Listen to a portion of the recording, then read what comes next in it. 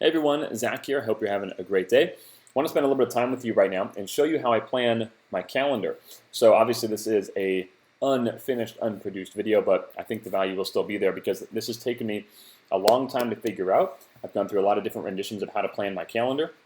I've used Google Calendar, iCal, anything you could possibly download on your phone, physical calendars, things like that. And what I'm about to show you right now is the result of lots of years of trying different calendars, probably 8 years I think I spent trying different stuff until I found this is what works for me.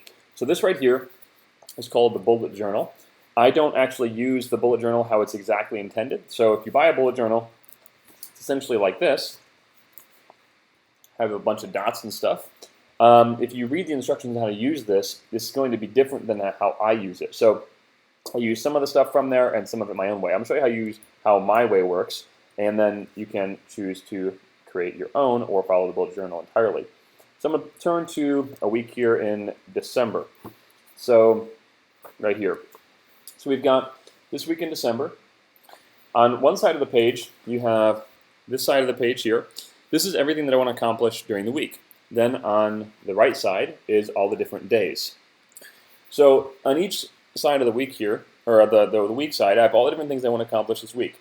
So this one says Amita, Project 2, finalize podcast process, Comcast record, Dan, YouTube/podcast, invite this other thing, and then do some other stuff. Okay, this guy's podcast, email, pay Susan, all these different things. So these are all the things that I had to do this week. And then each one of them has a dot next to it, and then you see these little symbols right next to those things.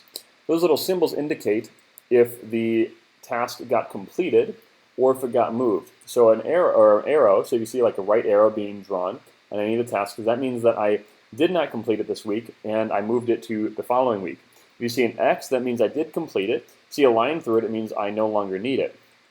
Now, the things that have an arrow mean that they didn't make it to here, and they didn't get completed.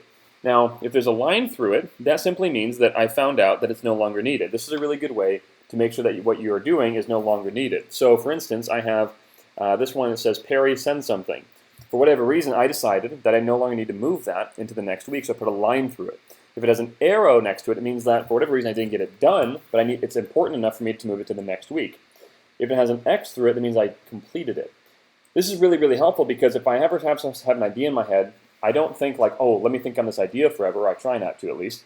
I simply grab my pen and I write it down and say, okay, think on whatever. And then I have a spot every week on Saturdays where I do my thinking. So that means like today is Tuesday, I think. I don't, if I see a good idea from someone, I don't think about that idea right now. I simply write it down here. And I think it's one of my topics for my Tuesday think time. And then Tuesday I write that down, and I go ahead and think. Or on Saturday I write that down, and I think about that thing on Saturday. That's how I kind of keep myself from going crazy. Also, if I have something in here that I think is important, but I don't get to it, I have to physically look at it, and instead of it being stuck in my head like the Perry thing I just said, Perry send something, instead of thinking about the Perry thing for weeks, I have to revisit it on Sunday or on Saturday night and say, do I still need to do that? Do I still need to send something to Perry? And if the answer is yes, I'll put an arrow next to it, just like this. Put an arrow next to it, and that means I'll complete it next week. So for instance, it looks like I have a Comcast record that I need to take care of. So the next week I have an arrow next to it, and the Comcast record is right there. And I have another arrow to it again, so it must be that something that was important enough for me to keep writing down, but unimportant enough that I would not screw up my daily tasks. So anyway, this bullet journal thing right here, super helpful for me. They're like $20 or so. They last for like a year and a half. So super, super good. This has been an 8-year process for me to figure out the proper calendar tool for me. I'm definitely a process junkie, so I can get easily distracted. So that's why I have like set times in which to think, set times in which to consume information. I'm not one of those people that can scroll Facebook and Instagram randomly. I do look at Instagram occasionally, but I have 2 accounts that I look at that I know won't distract me. That's literally it. I won't go through Facebook and look at people's stuff. I don't go and comment on people's things unless it's in my set period of time. So that's how I stay sane. I can dive into any of that stuff. If you want me to in more depth, just leave a comment down below. Let me know what you want to dive into, and I'd be happy to do that. So anyway, I hope you have an amazing day. Talk to you soon.